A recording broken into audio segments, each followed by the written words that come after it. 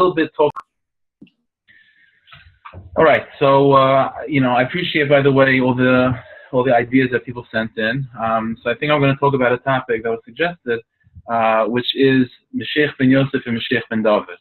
Now, it was also suggested to talk about Rosh Hashanah. But the truth is, as we'll see, this topic of Mashiach ben Yosef and Mashiach ben David does connect with Rosh Hashanah and Yom Kippur and the time that we're in right now. Anyway, so we'll see over the next few weeks how it'll connect to Yom Narayim.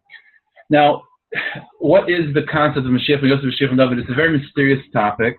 Not a lot is talked about in Chazal. That's what this is. But we do have certain little snippets.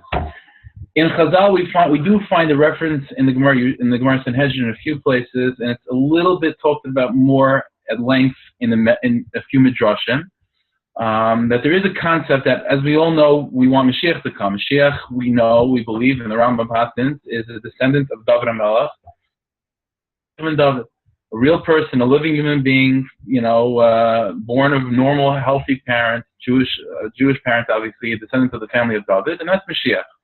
We do have this concept that's talked about, again, like I said, it's referenced in Sanhedrin in a few places, and it's talked a little bit more in the Medrash, that besides the Mashiach ben David that we're hoping for, there's also another Redeemer, from a descendant of Yosef.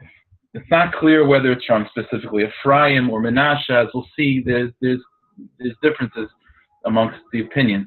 But there is such an idea as Mashiach ben Yosef. So what exactly is the role of Mashiach ben Yosef in relation to Mashiach ben David? It's a little bit unclear in Chazal. What we do have in Chazal is that there is a concept that we see that Mashiach ben Yosef is going to be the one fighting the wars against the nations of the world. You know the famous war of Gog and Magog, and so there are midrashim that seem to indicate that Mashiach ben Yosef will be the one fighting the wars. And then there is a midrash that says that Mashiach ben Yosef will be killed in battle, and Mashiach ben David will then reveal himself and will resurrect Mashiach ben Yosef. This is what we have in Chazal. It's very cryptic and not very well explained. Now, in the Sfarim HaKadoshim, we do find that it's also, by the way, it's interesting to know, even in the Sfarim, it's also not, this is not a topic that's talked about a great deal. There was one school that talked about this a lot, which was the school of the Ramchal. Rosh Hashanah wrote a lot about this concept of Mashiach ben Yosef and Mashiach ben David. The Gra, who is an extension really of the school of the Ramchal, talked about this a lot as well. And within the world of Hasidus, there was one great Hasidic master that wrote about this also somewhat extensively, and that is Rav Tzadok HaKohen. So what we're going to talk about for the next few weeks, hopefully, we'll try to give a little bit of a picture of what this whole concept of Mashiach ben Yosef in relation to Mashiach ben David is about, and how it affects us personally in our Avodas Hashem. It's an interesting thing. Someone pointed out that every single Jew, regardless of what specific shevet a person comes from biologically, whether you're from Yisachar, Zvulun, Dan, whatever it is, Reuven, Shimon, or Levi, every single Jew on some level is called from Shevet Yehuda. We're called Yehudin, a Yehudi, a Jew. That comes from the word Yehuda. On the other hand, we're also all called from Shevet Yosef. The pasuk says that the entire Jewish people are called She'eris Yosef, the remnants of Yosef HaTzadik. So on some level, these two figureheads that sort of are the leaders of coming from Shevet Yehuda, which is Mashiach ben David, and the leader of Shevet Yosef, which is Mashiach ben Yosef, on some level, that's what all the Sfarim say, on some level, every Jew contains within him a spark of these two personalities, of these two powers, these two redeemers of Mashiach ben Yosef and Mashiach ben David. And we'll see hopefully in the next coming weeks what that means practically in Avodas Hashem and how it relates to the time period that we're in. So to explain a little bit of a little basic background of what's taking place over here, we have to go back as sort of like an introduction to this whole topic. We have to go back to the beginning. We have to go back to the creation of the world. This is something that the Ramchal, what we're going to be learning the next few weeks is going to be basically the structure, is going to be how the Ramchal presents this topic. And then after we go through the way the Ramchal presents it, well then, even in the middle, I'll try to put in as much as I can from Rav Tzadok and other people as well. But this is the way, generally speaking, this is going to be the methodology of how the Ramchal presents this sugya, this topic of Mashiach ben Yosef in regard and Mashiach ben David. So Ramchal explains like this. Again, this is going to be just as a maramakim. This is talked about a little bit in Derech Hashem, even though he doesn't explain explicitly that he's talking about Mashiach ben Yosef, Mashiach ben David. It is in Derech Hashem, in the beginning of Derech Hashem.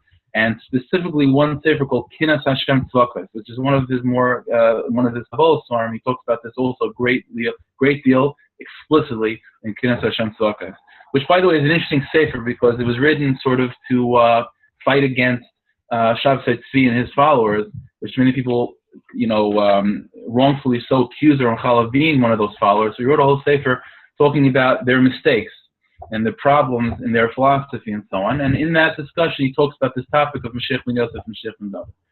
So let's start from the beginning.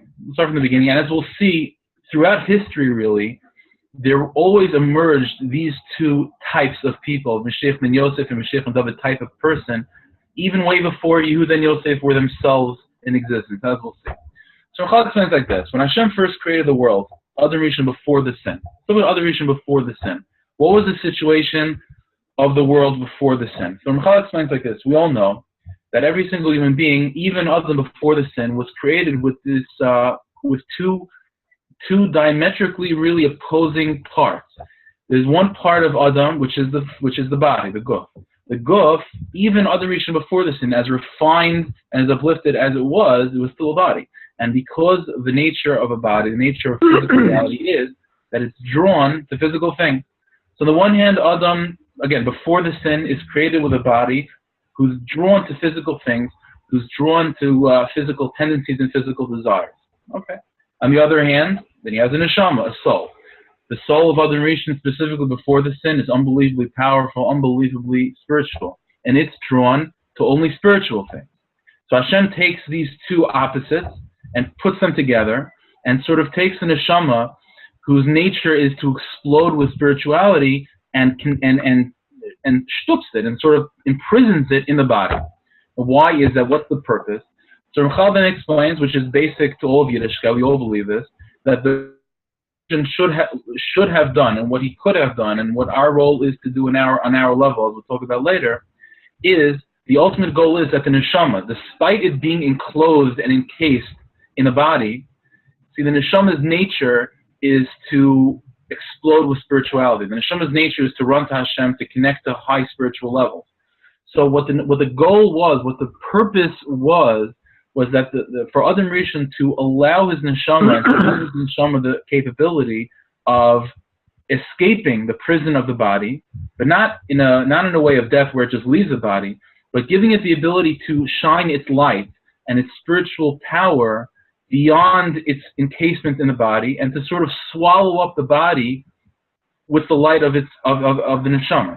In other words, that there's still going to be a body. That's what Ramchal talks about. We talked about this back in the beginning when we talked about the resurrection of the dead, that the purpose was always to have a body. That's not going to change. The purpose was and always is that there should be a physical reality, there should be a physical world with a physical body. But the goal was that the light of the neshama should be powerful enough to give off its light to be able to absorb the body into its kedusha. Where, in other words, instead of having a body pulling itself to physical things, to only animalistic tendencies, and a neshama pulling itself towards spiritual tendencies, the goal was for these two opposites to come together and for the neshama to become dominant and to absorb the body in its light and in its kedusha, where then they'll become together in one harmonious service of Hashem, body and soul united. That was the goal. So Ramchal explains, in order for that to happen, it's a two-pronged attack in order for that process to take place. On the one hand, much work has to be put in to putting down the body.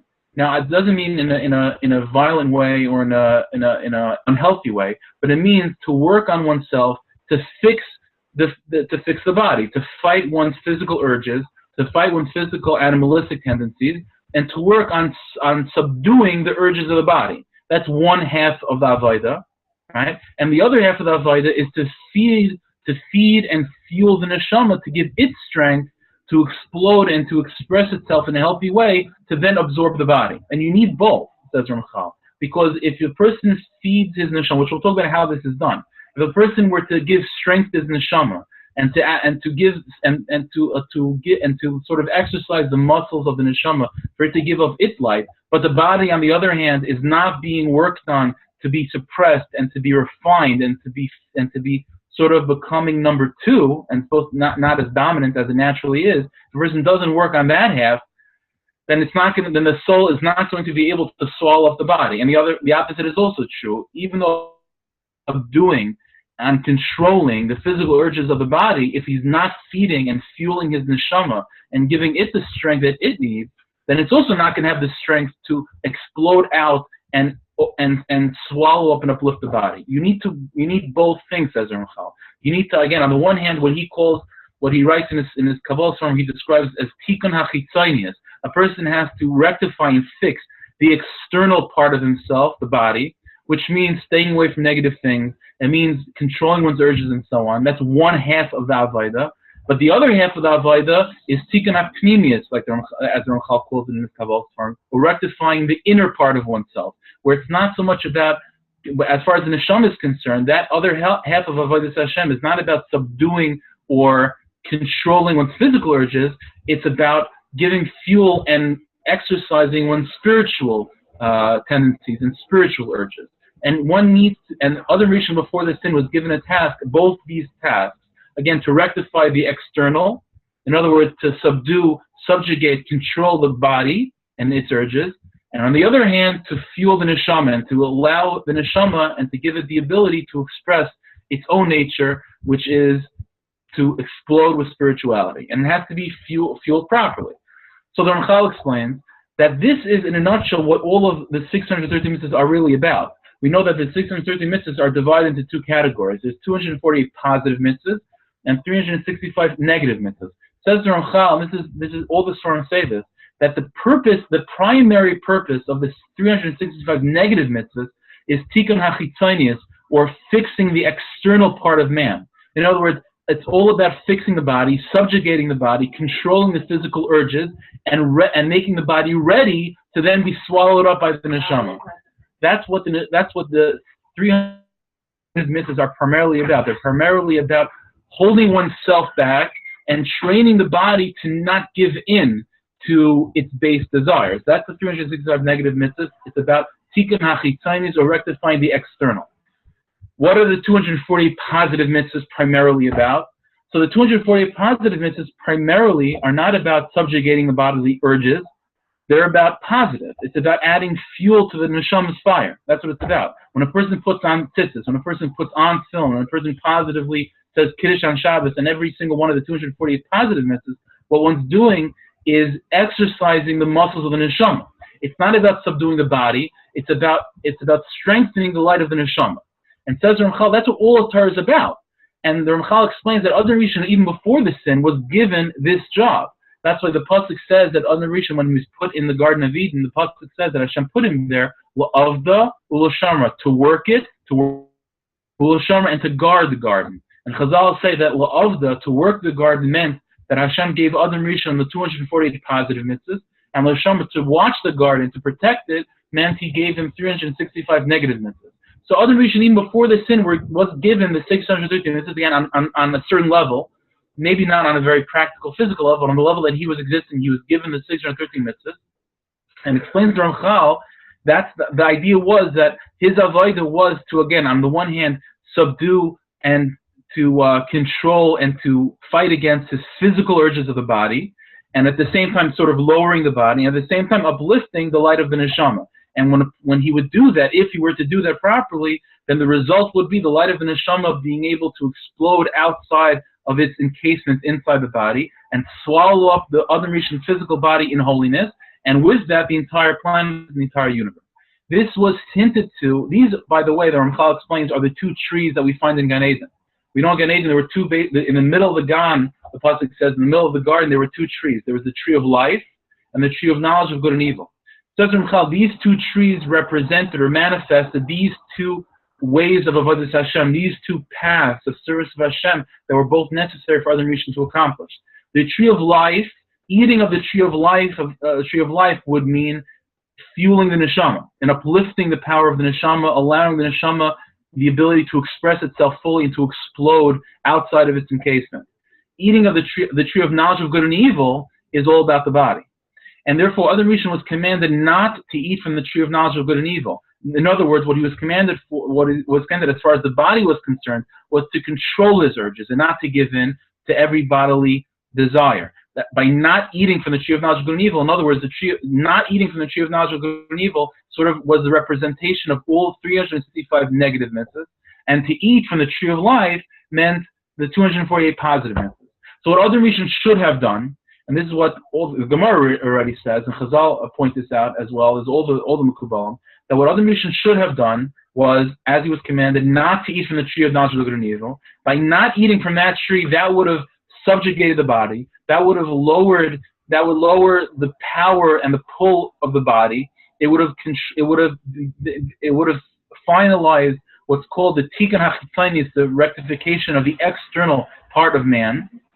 And then he would have then had permission to eat from the tree of life, which would have given fuel to the neshama and would have uplifted the power of the neshama. And if he were to do those two, it would have been an unbelievable shidduch. His soul would have swallowed up the body in holiness. The whole world would be uplifted, and we wouldn't suffer the things that we've suffered from until that point.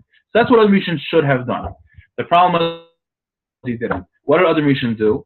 So instead of staying away from the tree of knowledge and connecting to the tree of life, he did the opposite. He didn't eat from the tree of life, right? But he ate from the tree of knowledge of good and evil. By him eating from the tree of knowledge of good and evil, what he created in reality was the opposite of what should have been. Instead of subjugating the body, lowering the body, and uplifting the soul, the opposite took place. The body was raised, the power and intensity and pull of the body was raised up by eating of the tree of knowledge of good and evil, and then by not eating from the tree of life, the power of the neshama was lowered down. If Adam Rishon were to eat from the tree of life at that time, I'm not going to get into this right now, what would have happened? It would not have been productive. Like the Pasuk says that he was chased out of the garden because Hashem did not want him to eat from the tree of life at that point. So in other words, because of his sin, everything was backwards. Instead of the soul, body being lowered and the soul uplifted, and the soul being given the strength to, instead of that, what happened was the body was uplifted and the pull of the body was greatly intensified. So now I'll explain a few more minutes just in this part of history, and then I don't know if we'll have time. Maybe the next coming weeks we'll then go on to talk about the next step in the sort of evolution of these two paths of Avodas Hashem. So Hashem said after the sin, there's going to be death. There's going to be death. So on a very simple level, we look at the death that was decreed upon Adam and all of humanity as just a punishment. But explains the Ramchal, it's not like that at all. The punishment of death itself was not a punishment like, Adam Rishon, you're a bad boy, and because of that I'm going to give you a punishment of death. Death was given to Adam and to all of his descendants because what Hashem was telling Adam was the following, is that right now, because of what you did, because of eating of the tree of knowledge of good and evil, uplifting the body and lowering the power of the neshama, it's no longer in your ability to fully accomplish what you were supposed to accomplish in the world that you're living in right now. Because of what you did, it's impossible with the world that we have right now, with our physical bodies that we're using right now. It's impossible to lower the urges of the physical body to such a level and to uplift the power of the neshama to such a level where we could go back to the way it was, where the neshama should swallow the body. It's impossible. So what Hashem therefore said is that there's going to be death, and the soul and body are going to separate for a period of time, and each one on their own will be fixed. So explains the Ramchal, when a person passes away, so we know the soul's to heaven, right? The soul goes to Shemayim, and the body decomposes down here. Says the Ramchal, what's taking place is that both halves of that person are being fixed and being brought back to their healthy state of Adam Rishon before the sin. In other words, the body, because Adam Rishon ate from the tree of knowledge of good and evil, so the urges of the body that we have right now are incredibly strong and difficult to manage. So what happens is when our body passes away and it disintegrates and it falls apart, what's happening is that the body that we have in its unelevated state, in its state where its urges are incredibly strong, that's being broken down, and that's being taken away. And what's going to happen is that the body, by the resurrection of the dead, will be reconstituted in a more refined way, in a way of Adam Rishon before the sin, where it'll still be a body, but its pull will be very, very much decreased. Now, so therefore, the tikkun hachitzainis, or the rectification of the external part of man, in other words, there's 365 negative mitzvahs, cannot, as much as we try to do them, to its fullest degree, we cannot really ultimately lower the body enough to get to where Adam Rishon was before the sin. For that to take place, the body that we have right now must be broken down and it must be recreated in a more refined way. And that's that's how death fixes the external part of man, the body. At the same time, the neshama in Shemayim is also being fixed. Why does it need to be fixed? The Ramchal says very simple. If the neshama, because of Adam Rishon's sin, the neshama was never allowed to really fully express itself 100%. It was always trapped in the body. Every single one of us go through life like this, where our souls want to express itself, it wants to explode with spirituality, it wants to come out, but it's never really fully given the strength to do so. And at the same time, the body is always so dominant and pushing it down and not allowing the neshama to express itself.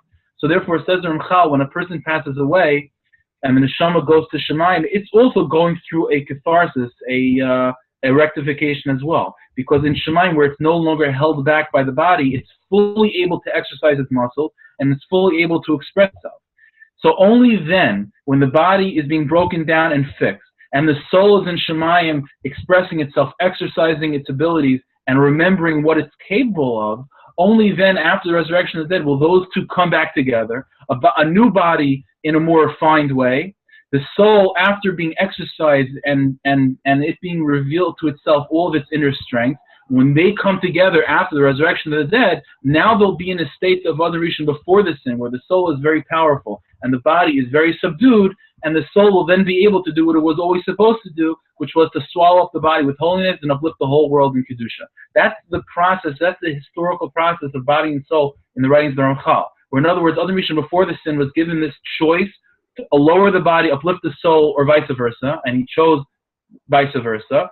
And therefore, because of that, as a result of that, Hashem said, we have to go through this process through death.